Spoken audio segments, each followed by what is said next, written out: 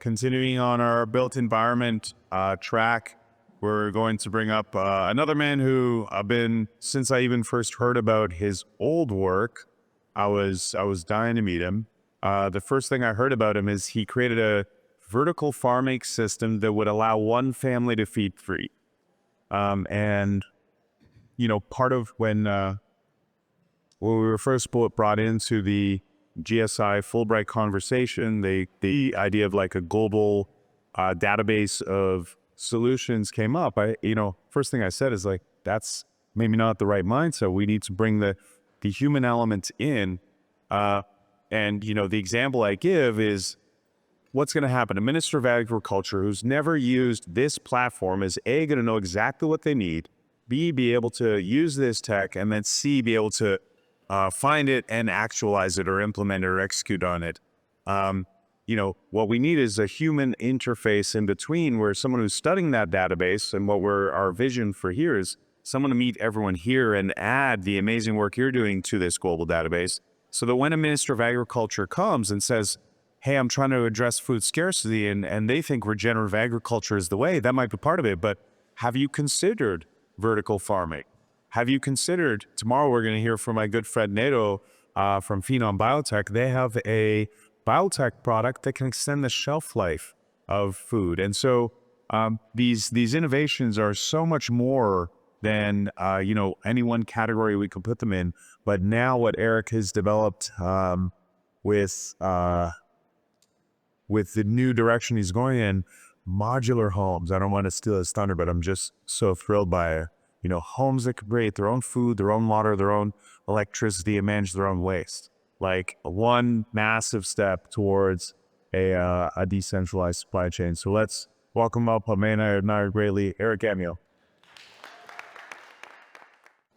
All right, so a few years ago, longer than that, 6 years ago, I met a guy in Toronto who's still running a phenomenal podcast, among many other brilliant things. His name's Steve. And his podcast is called Sustainable Something. I won't pitch him right now. I don't know if he wants to be pitched. We haven't talked in a year, so I don't know where he's at. But it's Sustainable Something. And he had me on his podcast with a couple of my team members. We were making waves in the vertical farming world. And after the podcast, I said I had a really important question for him. I said, why aren't you called Generative X? Why sustainable? Is sustainability enough? And to be honest with you, it became a little bit of a heated conversation. That we're brothers and it was all love. But at the same time, he wasn't wrapping his head around what that meant to go beyond sustainable. And that's honestly how I'm trying to show up. I'm trying to show up to be beyond sustainable. I'm trying to show up in every possible way that I can. And you'll understand what that means in just a minute. It's exhausting, but to be honest with you, I don't know what else I would do with myself that would be more important than trying to make humans a keystone species again. Am I blocking the screen? Yeah. Thank you. So Issho, or for those of you who speak Japanese in the audience, if there are any, Issho ni means together. And that's actually the next slide. I'm jumping ahead, but it's all right. The name of the first company, I'm at the helm of 3.5, maybe 4 of them at this point, is working at the intersection of nature and community and technology to build what we believe what homes should always have been for communities. Homes that nurture, homes that heal, not only their inhabitants, but the land upon which they sit. I'm here, yes. Issho, Japanese word for together, togetherness, one, the same. Sorry. Issho is a house, but it's much more than a house. It's a lifestyle.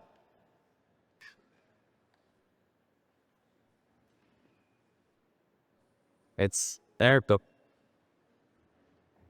The reason I'm tackling homes, among many other things, primarily homes, at least 80% of my time in my day-to-day, is because I truly believe that every single solution that all of you are providing, or attempting to provide, or contemplating providing, actually starts at home. Not just with you as individual entrepreneurs and trailblazers and changemakers, but with your family, the support of your spouse, your siblings, your neighbors, your children, your parents. Home is important. Home is where all change begins. So for us, It's important to identify myself as an entrepreneur, a CEO, a founder, a storyteller, a father, a husband, an adventurer, etc., etc. But is this changing by itself? I think she's doing it. You're click on it. It's okay. It's okay. Well, now then, it's okay. Just look. Okay, can you go back? One more? Thank you. I'm almost done with that one. You know what? We'll just skip ahead because the universe is telling me to go faster. What I will say, and this is something I live by every single day, despite everybody, including my spouse and my son, thinking that I'm crazy for operating 3 companies at once and being a teacher, literally, in schools, and a volunteer outdoor coach to disadvantaged youth on Fridays, every single Friday of my life. We can, therefore we must. And I know the core of all of what you're doing, that's the reason why you're doing it. Subconsciously, unconsciously, living it, spreading it on your toast, pouring it into your bowl of cereal in the morning, wearing it on a t-shirt or a hat. We have the ability to do great things when we come together as community, starting from when we wake up at home. We can, therefore we must. Maestro? Well, generative, again, what is generative? I would argue, first of all, that it has displaced or replaced or leapfrogged sustainability. No offense to those of us who still use it. It still finds itself here and there on our websites. I still think sustainability is important, but I think we can do more. We can, therefore we must. Be productive to produce. What does that mean exactly at Issho and my group of companies? To produce life. Nothing less. Nothing more. To create spaces, again, that nurture and heal, not just people, but planet. We're doing that by using various principles of biophilia or biomimicry. The slidey thingy over here says biomimetic design, essentially incorporating, not just listening to nature, but using nature as a guide, as our ultimate teacher, the keeper of wisdom.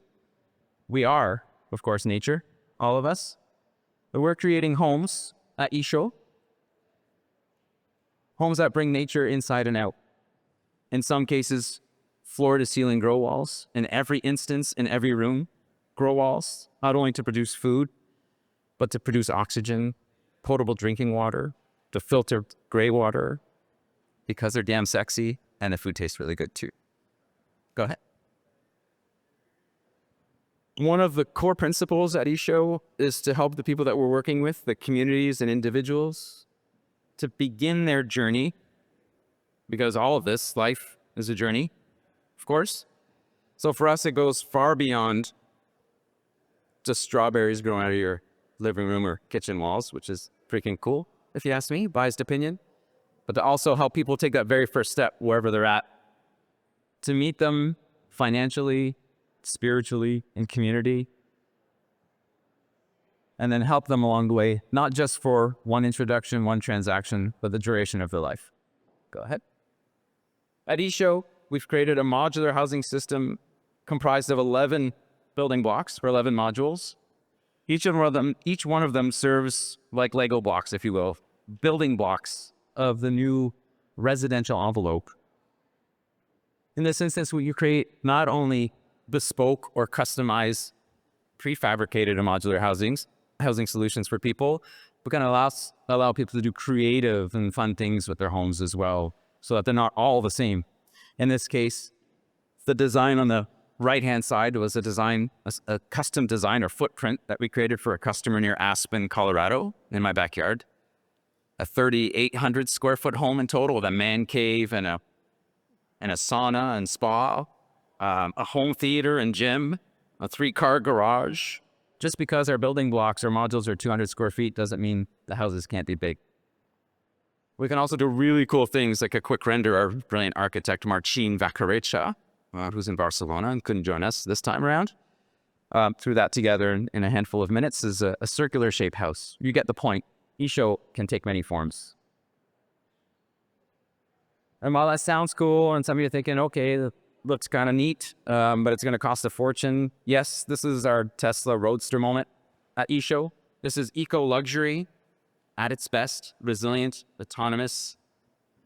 We also offered the a la carte system of Issho's homes, basically the catalog of sum of parts to the general public, meaning at Revive, if you see it in Loop via Habitat, our housing department at Issho, you can also get the parts for your existing home, school, institution, commercial space, etc. So from grow walls and recycled paper countertops to incinerating toilets and batteries and solar panels. If it's in Loop, you can get it for any existing home, and we're already operating in that capacity in the state of Colorado, and we'll be in California and Texas before the end of the year. Next.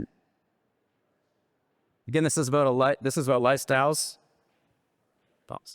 Lifestyles over products. It really is a journey, and I think it's really important to give people choice and entryways to remove barriers to access and attainability. And I love this quote: "The secret of change is to focus all of your energy not on fighting the old, but on creating the new." Socrates. And I think that in order for us to really exact change quickly, we maybe shouldn't ignore the rest of the world and what is not working. But I think it's going to be an uphill battle for a very long time to fight the old systems. And I propose that whether it be a house or a manufacturing process or an economic system, I propose that we just move forward with our best foot and intention in mind. I'll leave it at that. If you'd like to get in touch with me so I can get off the stage and let the next brilliant person talk, left-hand side is Issho's website, and the right-hand side is my LinkedIn. Thank you so much. Appreciate it. There are a few things I really appreciate about Issho and what you're doing. The concept as a whole, sure, but there's so many inspiring, caring, thoughtful, dedicated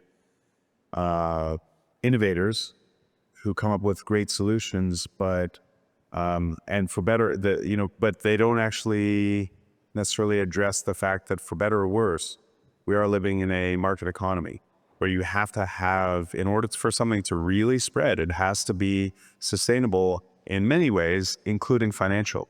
And so even however we might feel about Tesla and the founder, that you're kind of using that model. Okay, we're going to start with a more luxury version and then make it more accessible over time.